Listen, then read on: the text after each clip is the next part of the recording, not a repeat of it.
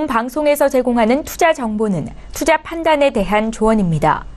방송에서 제공하는 주식의 가치, 가격 상승 및 가격 하락에 대해서는 방송사에서 보장하지 않습니다. 헤드라인 뉴스입니다. 미국 뉴욕 증시는 기업들의 3분기 실적 기대감으로 일제히 올랐습니다. 특히 다우존스 지수는 장중과 마감가에서 모두 사상 최고치를 경신했습니다. 뉴욕 증권거래소에서 다우존스 지수는 전장보다 0.31% 상승한 22,830.68의 거래를 마쳤고 S&P 500 지수는 0.23% 높은 2,550.64에 나스닥 지수는 0.11% 상승한 6,587.25의 장을 마감했습니다. 지난 9월 미국 소기업들의 경기 낙관도는 허리케인의 영향으로 앞선 2개월간의 오름세를 접고 하락했습니다. 전미자영업연맹은 9월 소기업 낙관지수가 전월 105.3에서 103.0으로 내렸다고 발표했습니다. 이는 시장의 예상치였던 105.4를 밑돈 수치입니다. 국제유가는 비교적 큰 폭으로 올랐습니다. 뉴욕 상품거래소에서 서부 텍사스산 원유 11월 인도분은 전날보다 배럴당 2.7% 오른 $50 92센트로 거래를 마쳤습니다.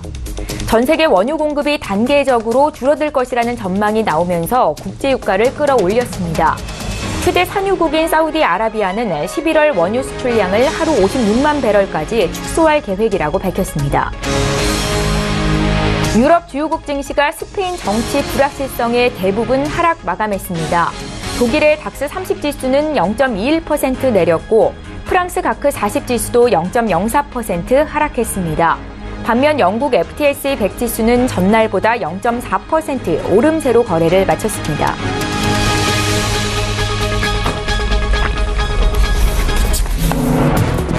시청자 여러분 안녕하십니까? 출발 증시와이드 1부 시작합니다. 최은정입니다.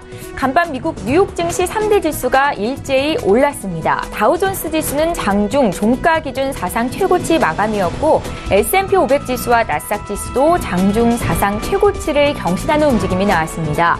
3분기 기업들의 실적에 대한 기대감이 반영된 것으로 보이는데요.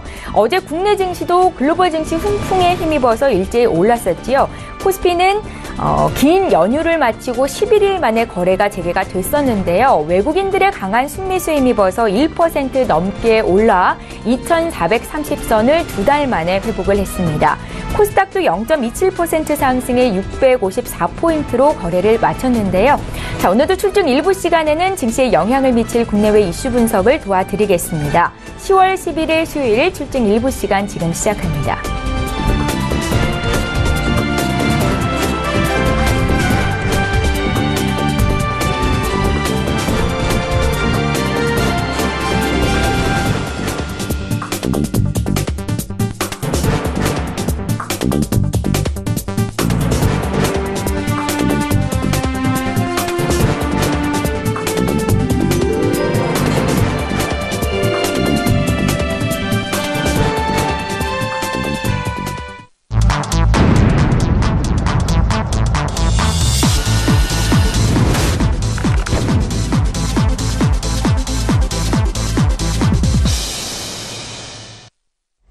시장이 중심이 되는 이슈 점검 도와드립니다. 신승용의 시그널 나우 시간이고요. 브레인코리아 인베스트의 신승용 대표 화상으로 연결해 보겠습니다. 대표님 안녕하세요. 네, 안녕하십니까. 예, 반갑습니다. 오늘도 첫 번째 이슈부터 보겠습니다. 전일 우리 증시는 삼성전자와 SK하이닉스 그리고 SK이노베이션 등 반도체와 정유화학 등을 중심으로 한 휴장 기간 동안 글로벌 증시 상승에 따른 지수 갭매우기가 진행됐다라고 평가할 수 있을 것 같습니다. 특히 외국인들의 매수세가 강하게 유입되면서 3분기 기업들의 실적 시즌에 대한 기대감 역시 커지고 있는데요. 지금 상황 어떻게 보십니까, 대표님? 네, 이렇게 좀 생각을 하셔야 될 것 같습니다. 일단 지난밤 글로벌 증시 상황 먼저 간단하게 좀 돌아보면요. 유로존 증시는 다소간의 좀 하락 내지는 약세. 하지만 미국 증시는 사상 최고가를 연일 경신하고 있는 그런 모습들 나타나고 있다. 그러면 여기서 그 두 지표 내지는 두 어떤 그 존의 그 지수가 서로 엇갈리는 향방을 보이는 그런 상황, 가능성, 그런 이유 좀 살펴보게 되면 일단 유로존 같은 경우는 정치적인 불확실성, 특히나 스페인으로부터 나타나고 있는 정치적인 불확실성이 3분기 기업 실적 대한 기대감이 있음에도 불구하고 일단 좀 시장을 누르고 있는 그런 모습이다라는 평가가 가능할 것 같고요. 거꾸로 미국 같은 경우는 유로존과 같은 정치적인 불확실성보다는 오히려 정치적인 상황에 대한 기대감이 3분기 실적 시즌에 대한 기대감과 맞물리게 되면서 시장의 사상 최고치 경신이 연일 나타나고 있다라고 보셔야 될 것 같습니다.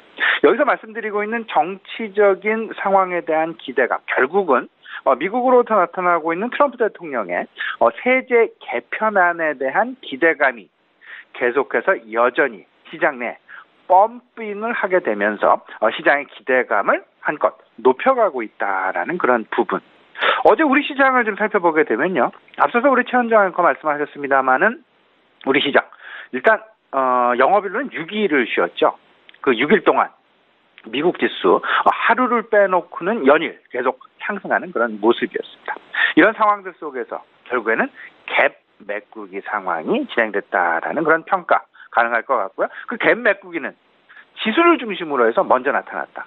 지수를 중심으로 해서 먼저 나타났다라는 이야기는 결국은 지수 관련주들에 대한 상승이 다른 지수의 영향력이 적은 종목들, 업종군들보다 더 크게 나타났다라고 볼 수 있는데요. 그 중심점에는 삼성전자, SK하이닉스. 삼성전자가 4%대의 상승, SK하이닉스가 7%대의 상승, SK이노베이션 역시 마찬가지가 되겠습니다. 이런 업종 대표군 그리고 지수 영향력이 큰 종목군들을 중심으로 한 상승이 나타났다. 이제 여기서 어제의 근데 이제 그 수급 구조를 좀 살펴보게 되면요. 외국인들은 8,200억 원의 순매수. 하지만 기관들은 4천억 원대 순매도. 그러면 결국은 이제 조금은 좀 전일 상승을 했던 급상승을 하면서 갭매꾸기를 했었던 종목을 중심으로 해서 다소의 좀 조정 양상은 진행될 가능성이 있지 않을까라는 부분. 그 반면에 어제 오르지 못한 그런 종목군들, 그런데 실적에 대한 기대감이 여전히 있는 종목군 같은 경우에는 오늘 이제 추가적인 상승 반열에 올라갈 그럴 가능성이 높지 않겠냐라는 부분. 이 부분은 지금 현재 나타나고 있는 미국 경제 지표의 해석에 있어서의 허리케인 효과에 의한 혼돈. 이 부분은 대부분이 이제 경제 지표가 좀 나쁘게 나오게 되면 긍정적으로 해석을 하려는 그런 기대감이 있다. 좋게 나오면 좋은 대로 또 긍정적인 반응을 보이게 되며 나쁘게 나오게 되면 오히려 이 부분은 허리케인에 의한 영향으로 일시적인 현상으로 폄하되면서 시장은 긍정적인 상황에 대한 기대감을 더욱더 크게 불러가고 있다라는 부분. 이 부분이 3분기 기업 실적 시즌과 아주 매우 친밀하게 맞아떨어지게 되면서 3분기 기업 실적에 대한 상황들, 특히나 우리 시장 같은 경우는 이런 부분 좀 생각을 해야 되겠죠. 어제 이제 IT와 반도체 소재주들의 상승이 나타났었습니다. 그리고 제약주들도 상승 반열에 올랐었고요. 근데 이번 주 미국에서는 금융주, 특히나 은행주들에 대한 3분기 실적 발표가 진행이 되고 있습니다. 예상보다 시장 일단은 긍정적인 상황으로 계속해서 기대가 되고 있다라는 부분. 블랙록, 그다음에 시티그룹, 뱅크 오브 아메리카, 웰스파고. 그러면 은행주에 대한 상승, 동조화 가능성 분명히 염두해야 될 것 같고요. 이런 상황들에 있어서 가장 크게 뒷받침이 되고 있는 부분. 어쨌든 지금 3분기 실적 시즌에 대한 기대감이 시장 중앙에 자리 잡고 있으면서 그 주변에는 북한발 리스크, 그리고 글로벌 통화 정책에 대한 리스크, 그리고 더 나아가서 한미 FTA에 대한 어떤 그 불안감 부분, 미국 통상 압력에 대한 불안감 부분, 이런 부분들이 이제 그 어떤 그 주위를 둘러싸고 있다라고 보셔야 될 것 같은데요. 이런 상황 속에서 지금 현재 시장 내 가장 중심점에 서 있는 것, 뭐니 해도 3분기 실적이다라는 부분 다시 한번 생각을 해보시면서요. 오늘도 역시 갭매꾸기 상황에 대한 추세 상승 가능성은 분명히 존재하고 있습니다. 그런데 어제와는 조금은 좀 상승 종목의 형태들이 바뀔 가능성이 있지 않겠느냐라는 그 가능성을 열어두시고 시장 매매에 대응하셔야 되겠다라는 말씀 아울러서 좀 전해드리고자 합니다. 예, 오늘은 어제 오르지 못한 종목 중에서 앞으로 실적이 기대되는 종목들 상승이 나타날 수도 있다라는 말씀이셨는데요. 잠시 뒤에 구체적인 의견 듣도록 하겠습니다. 계속해서 두 번째 이슈로 넘어가 보겠습니다. 한미 FTA의 재협상 공론화에 따른 국내 주력 수출 업종에 대한 우려가 나타나고 있습니다. 특히나 미국의 보호무역주의 강화로 대미 수출 비중이 높은 업종이죠. 자동차 업종에 대한 우려감이 커지고 있는데요. 앞으로 어떻게 전개가 될까요? 일단 이렇게 좀 생각을 하셨던 가장 먼저 지금 생각을 해야 될 것이 한미 FTA도 FTA 됐습니다만은 미국 보호 무역의 가시화 그리고 더 나아가서는 G2발 통상 압력이 계속해서 강화되고 있다라는 것. 다시 말씀을 드리면 미국과 중국발 보호 무역에 대한 우려감이 여전히 그리고 앞으로도 계속 확대 양상에 놓일 가능성이 높다라는 부분 꼭 좀 염두에 두셔야 될 것 같습니다. 이런 부분과 맞춰서 지난 이제 그 추석 연휴 기간 동안 날짜로 따지면 10월 4일이었습니다.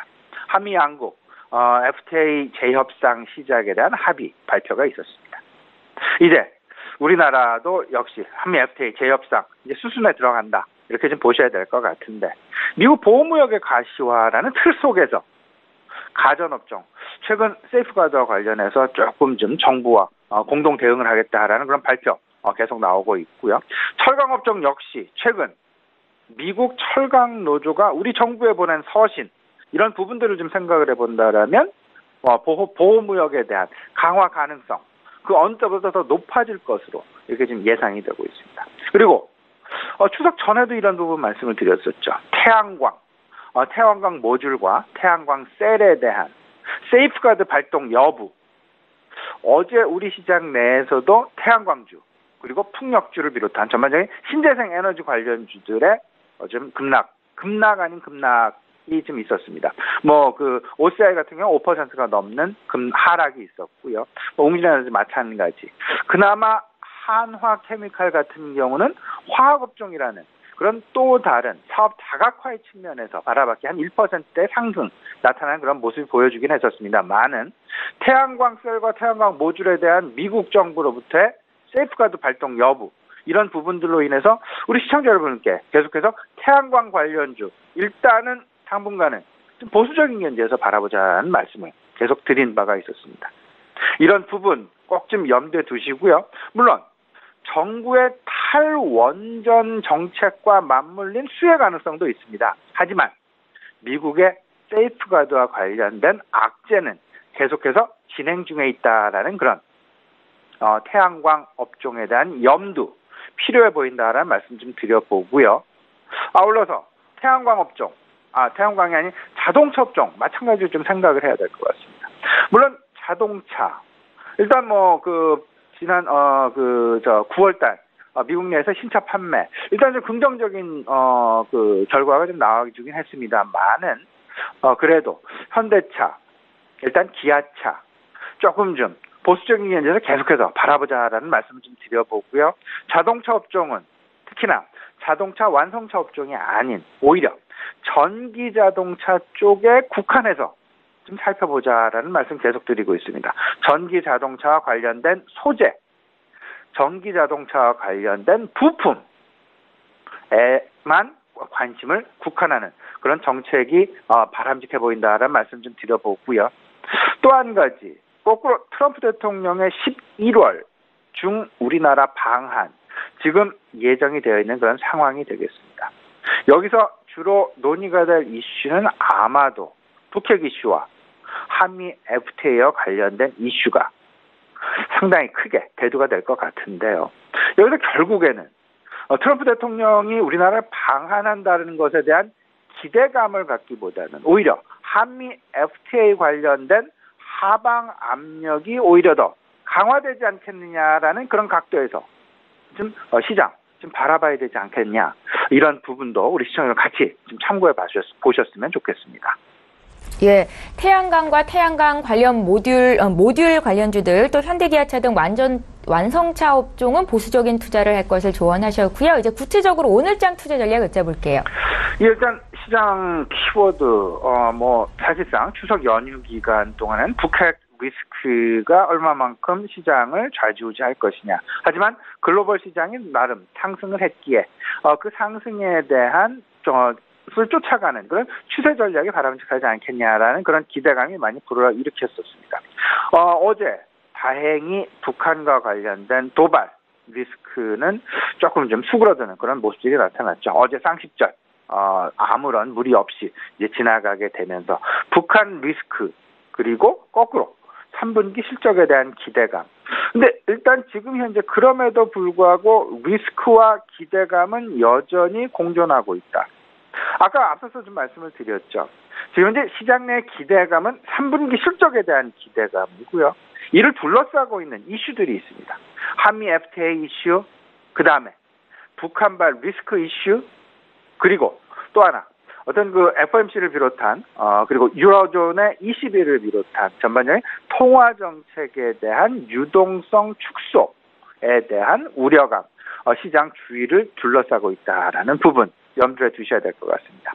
하지만 그 주변 변수들을 좀 생각을 해보면 일시적으로 급격하게 다가오는 그런 변수다라기보다는 좀 점진적으로 시장 내 시장을 너무 넘쳐나지 않게 만드는 어떤 좀 잠재우는 수단 이런 쪽으로 좀 생각하시면 좋을 것 같고요. 오히려 시장 내 지금 불을 계속 지피고 있는 이슈는 뭐니 해도 3분기 실적일 수밖에 없다라는 부분.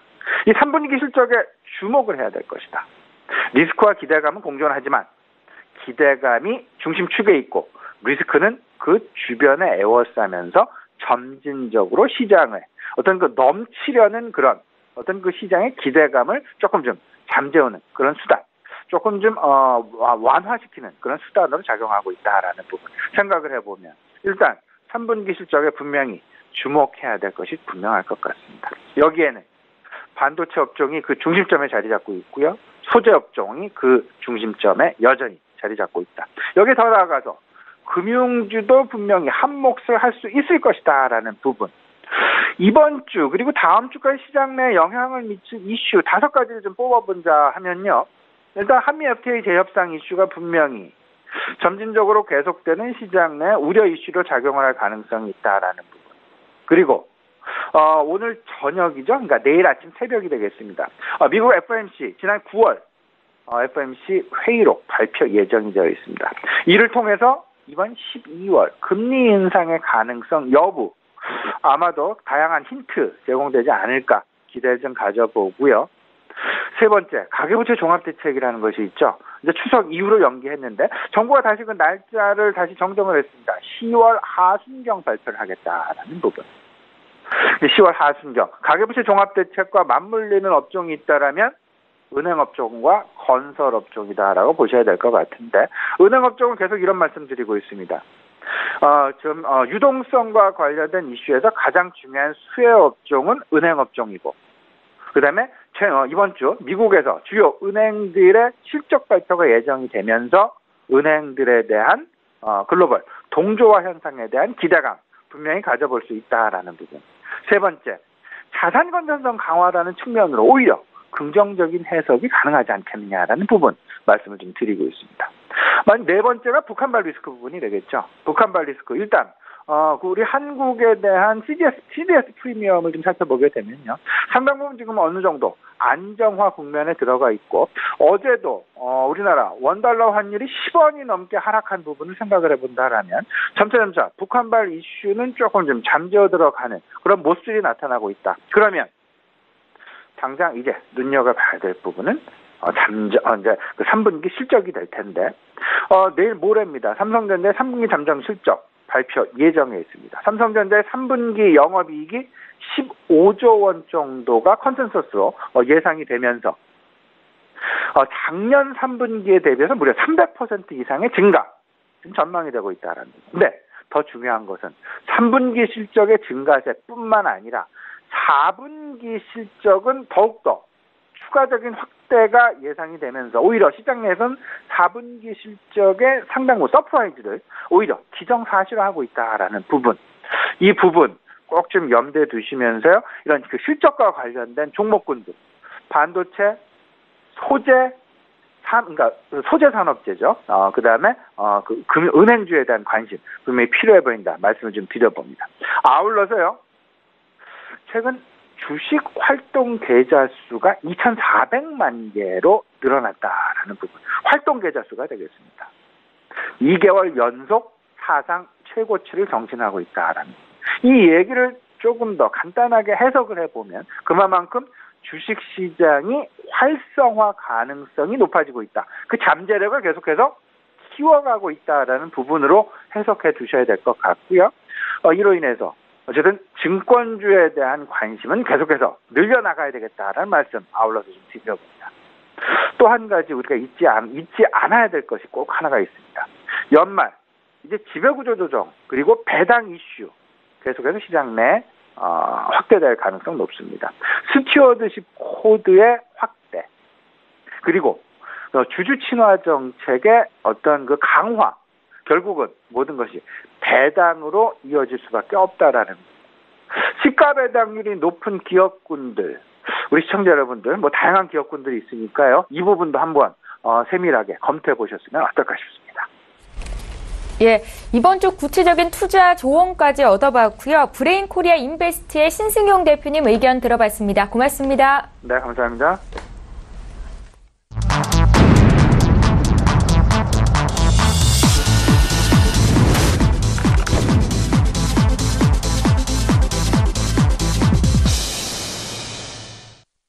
예, 이번에는 국내 시장 쟁점을 보다 구체적으로 보겠습니다. 오늘 라이브 이슈타임은 한국투자증권의 김권진 차장과 함께합니다. 화면으로 만나보시죠. 차장님 안녕하세요.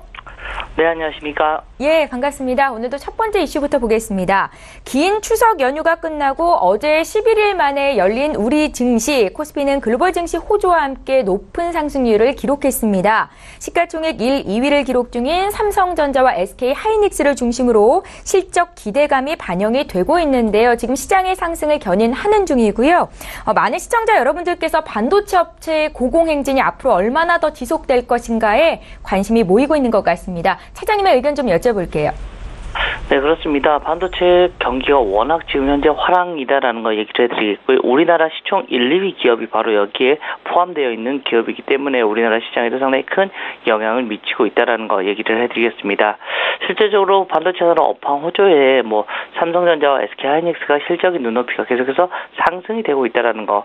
사실은 계속해서 반도체 가격이 사이클이 끝난 거 아니냐, 고점을 친 거 아니냐라는 이런 계속해서 우려가 낳고 있었을 때는 계속해서 시장이 조정이 왔었고 반대로 아니다 아직까지 끝나지 않았다라는 이런 지배 구조가 좀 더 커지면 주가는 계속해서 상승하는 모습이 나타났었다라는 거 얘기를 해드리겠고요. 지금은 후자입니다. 바로 이 반도체 가격이 아직은 상승이 계속해서 될 것이다라는 이런 의견이 훨씬 더 많아지는 것 같습니다. 실제로 글로벌 제조사들 플래그십 스마트폰을 계속해서 출시할 예정입니다. 대표적으로 이제 중국에 관련된 회사들이 이런 게 계속해서 나타나고 있다라고 생각해 주시면 될 것 같고요. 반도체 가격이 상승을 계속해서 이어가면서 국내 기업들에 대한 이런 실적까지도 상당히 많이 좋아지고 있습니다. 실제적으로 추석 연휴 동안 반도체 디램과 낸드의 현물가는 큰 폭으로 많이 상승을 했다라는 거 얘기를 해드리겠고요. 이러한 모습 때문에 증권가에서도 계속해서 삼성전자와 SK하이닉스의 목표가를 계속해서 상향시키고 있습니다. 대표적인 삼성전자 같은 경우는 350만 원짜리 이런 목표가가 여러 군데에서 지금 현재 나타나고 있고요. SK하이닉스 같은 경우는 이제는 10만 원을 넘는 목표가가 제시가 되고 있다라는 거 얘기를 해드립니다. 가장 큰 원인으로는 결국은 반도체 가격 상승으로 해서 실적이 증가가 된다라는 이런 의견이 많이 나오고 있다는 거 얘기를 해드리겠고요. 이번 주 금요일날 실적 발표를 하는 삼성전자 3분기 컨센서스 자체가 14조 한 3,300억 가까이가 되는 이런 모습 그리고 4분기에는 이거보다 훨씬 더 좋아질 수 있다라는 거 그래서 연으로 하면 거의 50조 원을 넘게 될 수 있다 거다라는 이런 긍정적인 전망이 나오면서 지금 현재 삼성전자 주가 같은 경우도 아직은 많이 싼 거 아니냐라는 이런 얘기가 나오고 있다는 거 얘기를 해드리겠습니다.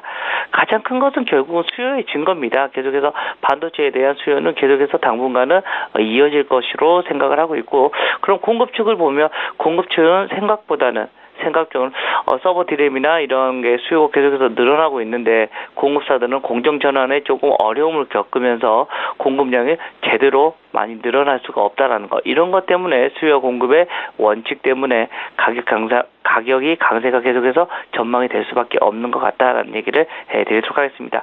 이런 현상은 우선은 내년 1분기까지는 계속해서 이뤄질 거라고 지금 현재 전문가들이 예상을 하고 있으니까요. 우리 시청자분들도 좀 긍정적으로 최소한 내년 상반기까지는 실적은 괜찮겠구나라고 이렇게 판단해 주시면서 편하게 매매하실 거면 어떻게 보면 지금이라도 삼성전자, SK하이닉스의 어떻게 보면 대장주에 계속해서 여러분들도 같이 타고 가는 게 맞지 않나라는 얘기를 드리겠습니다.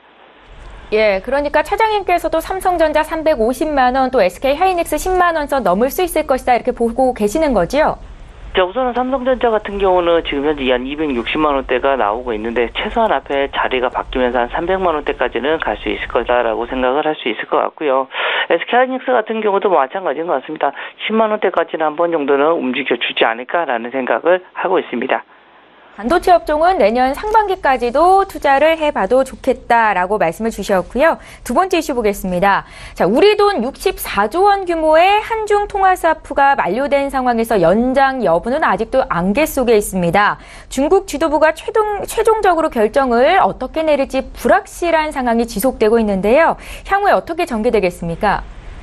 네, 그렇습니다. 가장 중요한 것은 결국은 중국의 지도부가 어떤 식의 이런 결론을 내줄 거냐라는 겁니다.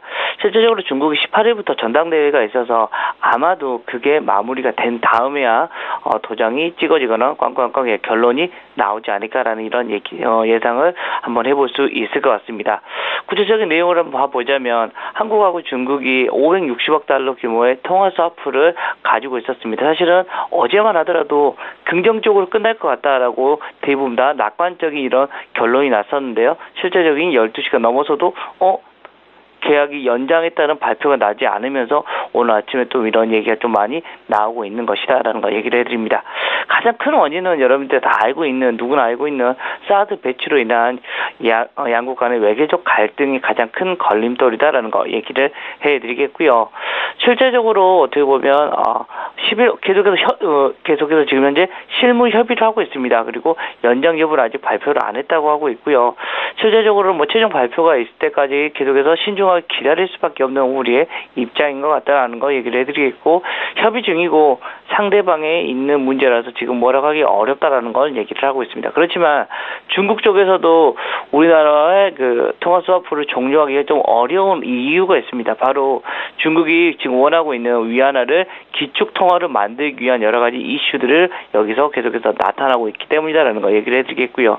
국제화를 계속해서 시켜야 하지만 어떻게 보면 기축 통화가 될 수 있는 여건이 되는 겁니다. 그리고 통화 스와프의 이런 것에 대한 연장에 대한 관심이 많을 수밖에 없다라는 거 얘기를 해드립니다. 기축 통화와 국제화를 계속해서 추진을 시켜야 되기 때문이다라는 거 얘기를 해드립니다.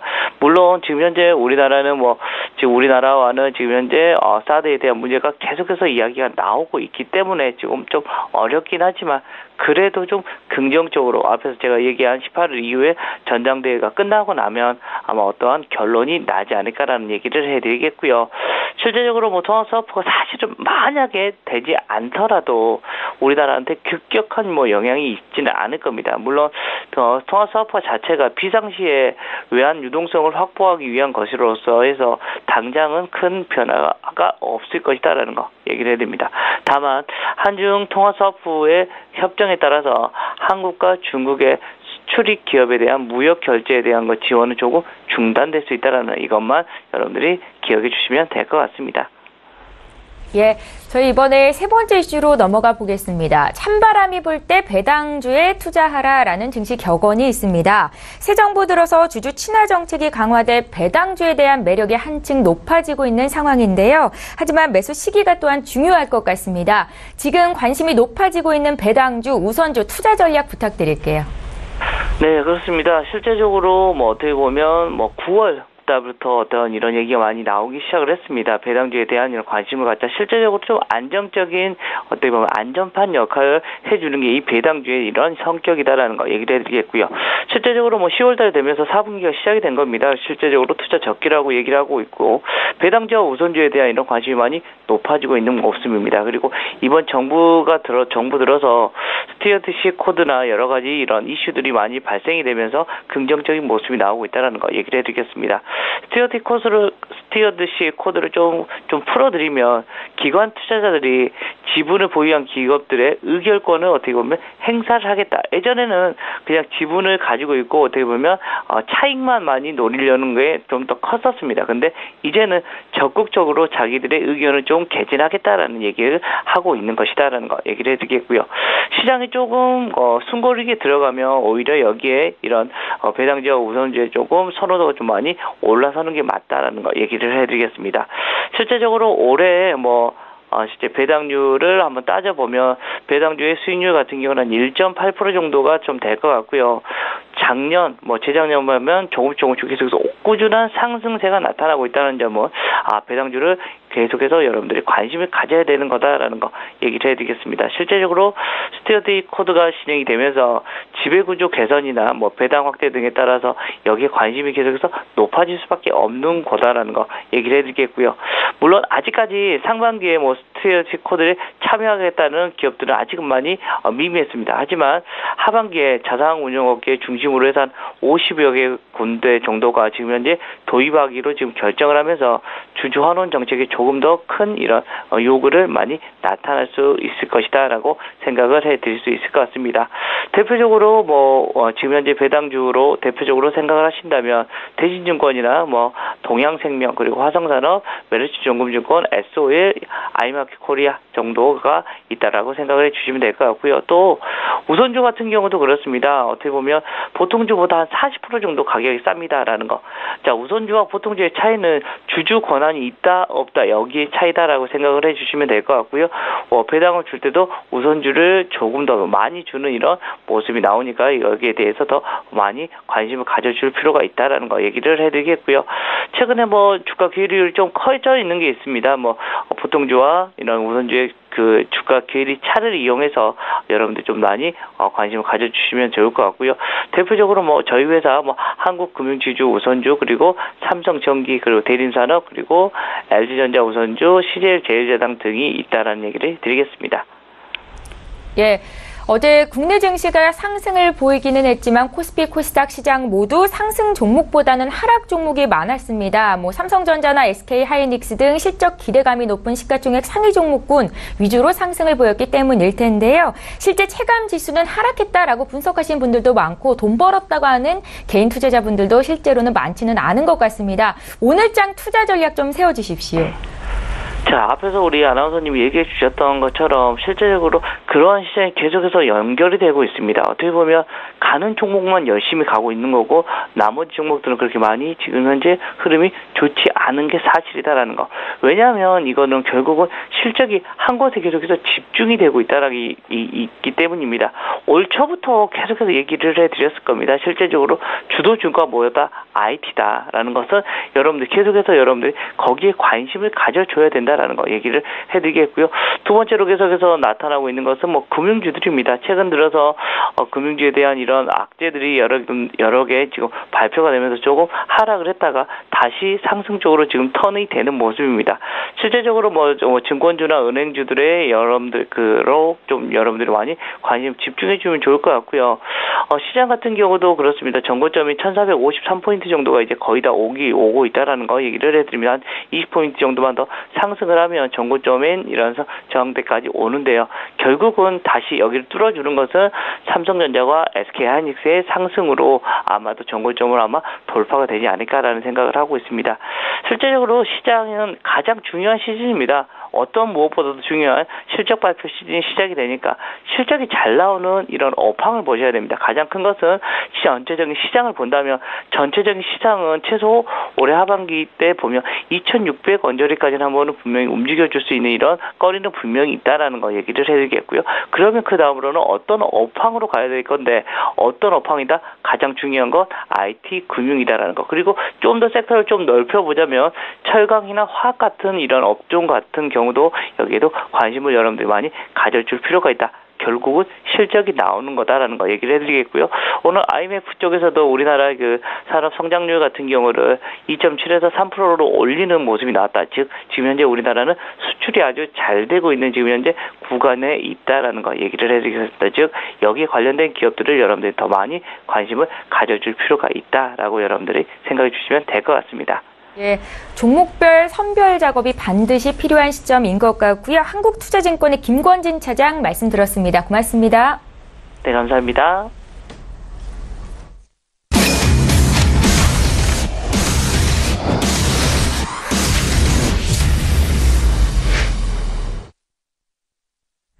예, 국내외 선물 시장 흐름과 투자 전략까지 자세히 알려드리는 시간입니다. 선재 트레이더의 선물 하이킥 시간이고요. 선재 트레이더 오늘도 화상으로 연결해 보겠습니다. 안녕하세요.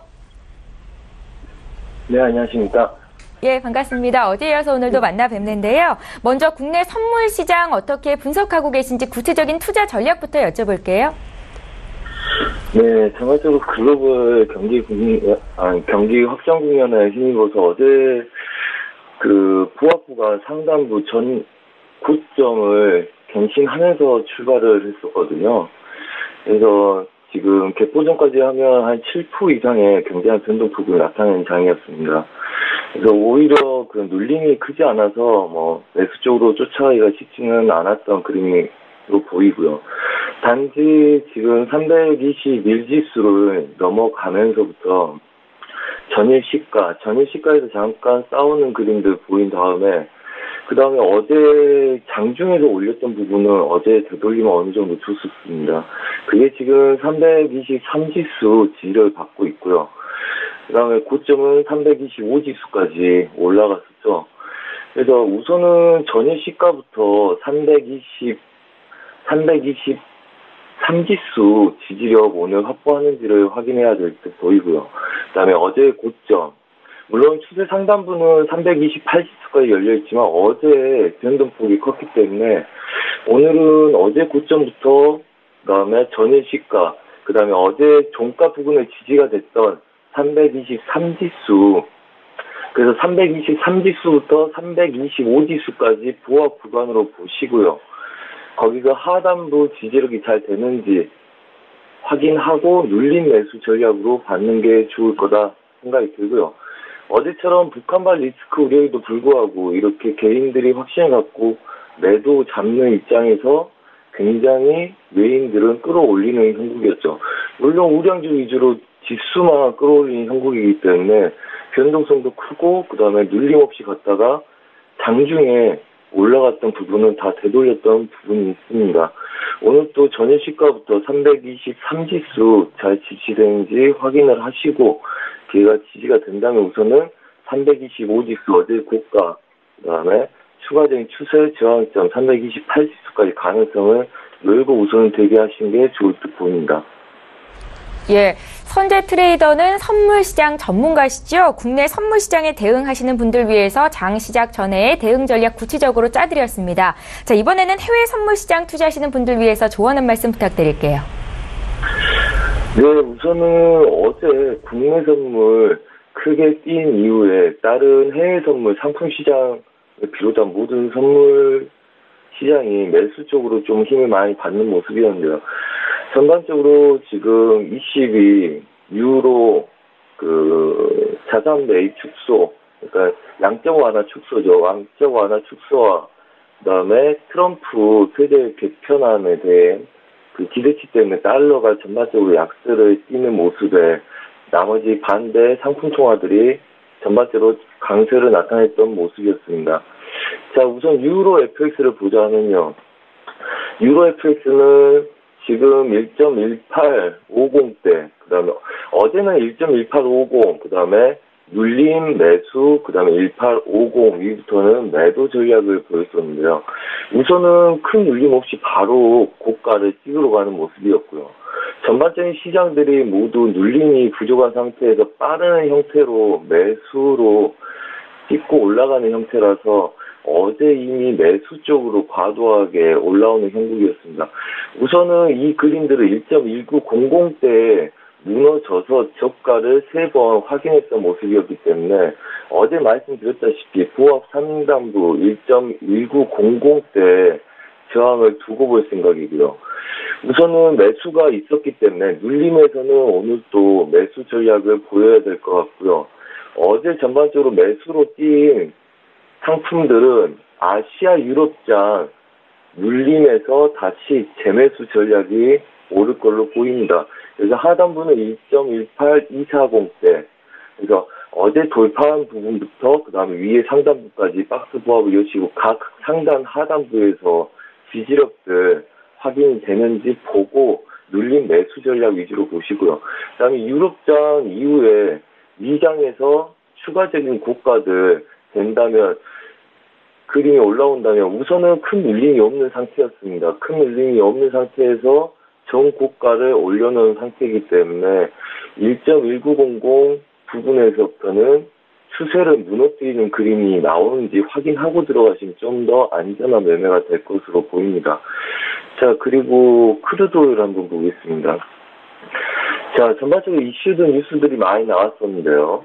크루드 오일도 지금 어제 우리가 봤을 때 50불 초반을 진입을 하면 힘이 많이 빠질 거라고 예상을 했는데 국내 선물과 전반적인 상품 통화들과 마찬가지로 이 크루드 오일도 굉장히 힘이 어제 셌었습니다.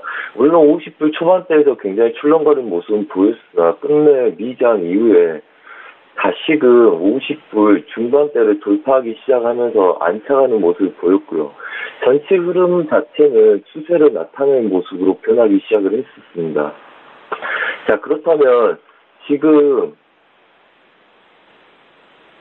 변동을 주더라도 우선은 50점 중반 지수 자체 그 다음에 무너졌던 고점 부분을 다 올려놓은 상태이기 때문에 우선 오늘 아시아 유럽장 초반까지 눌림이 있더라도 50.70부터 중반 자리까지는 지지력을 보일 가능성이 높다고 보셔야 될 것 같습니다. 우선 지금 뭐 여러 가지 감산에 대한 추가적인 효과 혹은 그 오펙에서 미국 셰일가스에 대한 그 생산량 압박이죠.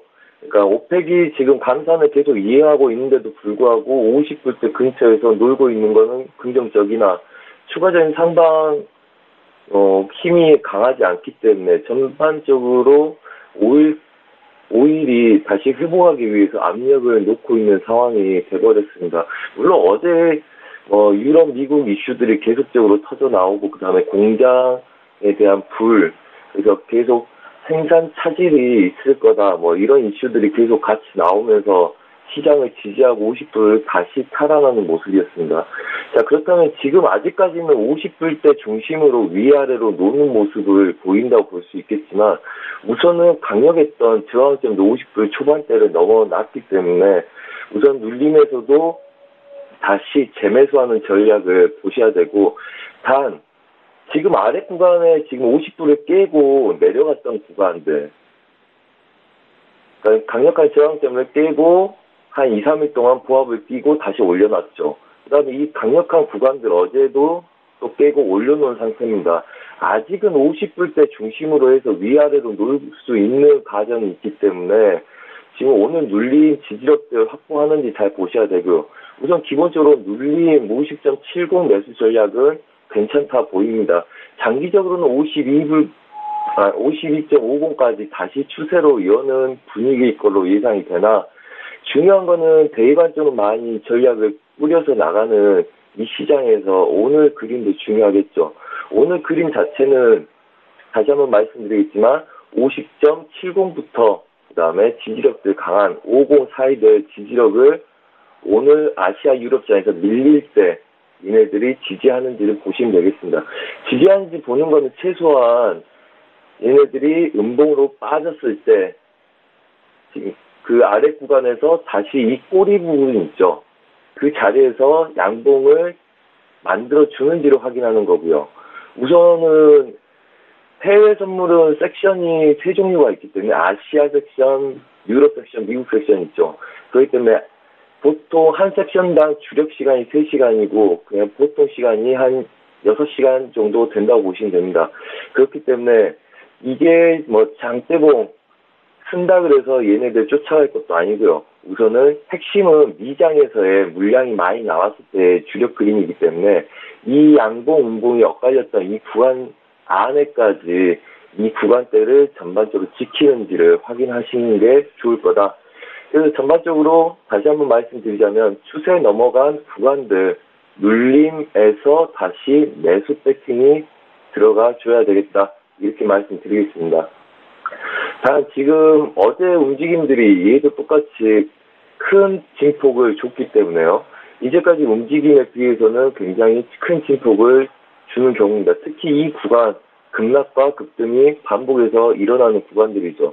아래 위에 힙소가 있는지 확인하고 오늘은 지지력에서 매수 배팅을 하려고 하면 그 한 파동 자체를 길게 보는 게 아니라 초보분들은 수익이 어느 정도 났을 때는 이때 대응하는 걸 추천드리겠습니다. 자, 그리고 골드 한번 보겠습니다.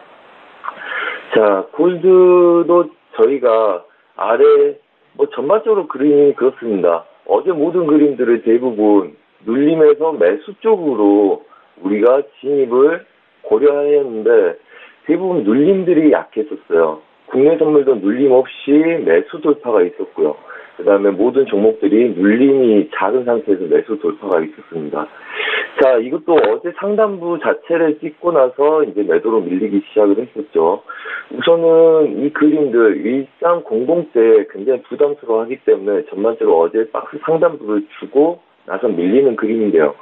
오늘은 이 그림들 골드 같은 경우는 어제 뚫렸던 부분과 그 다음에 고점의 중심 라인까지를 눌린 구간으로 보고 있습니다. 그래서 우선은 골드는 지금 보합 상단 1297.0, 보합 하단 1292.0 구간을 설정을 하고요. 그래서 어제 고점 자체를 부담을 느끼면서 돌파를 못할 가능성이 높다고 보고 있습니다. 한마디로 그렇다면 위에서 내려오는 추세 저항을 뚫지 못하는 그림이 나와야 되겠죠.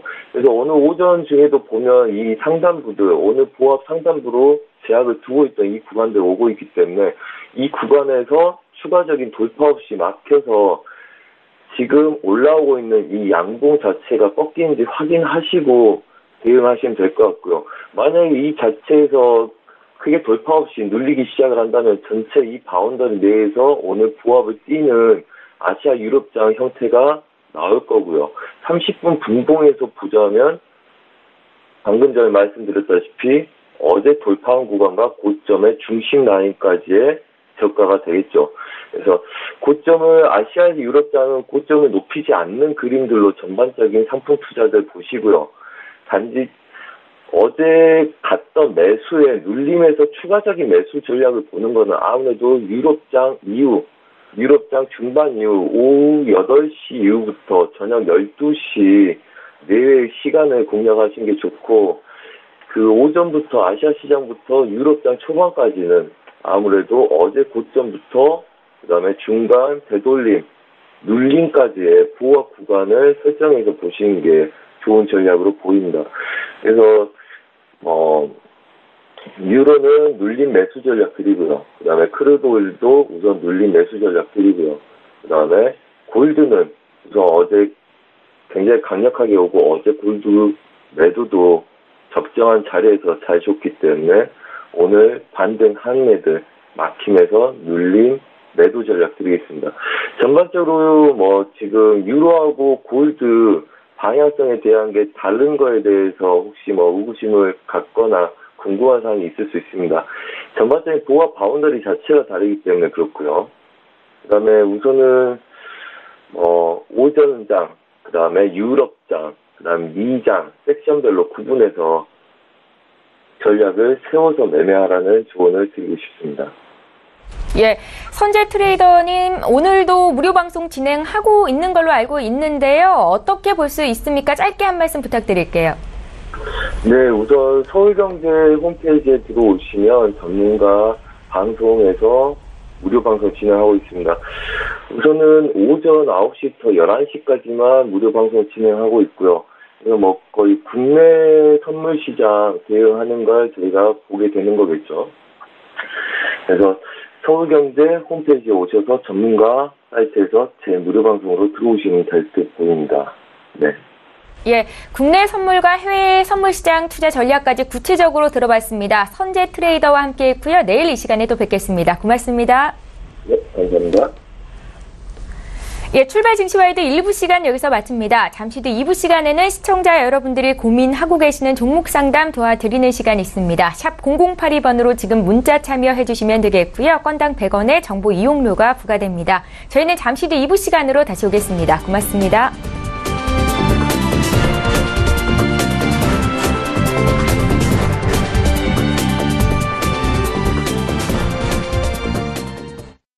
본 방송에서 제공하는 투자 정보는 투자 판단에 대한 조언입니다. 방송에서 제공하는 주식의 가치, 가격 상승 및 가격 하락에 대해서는 방송사에서 보장하지 않습니다.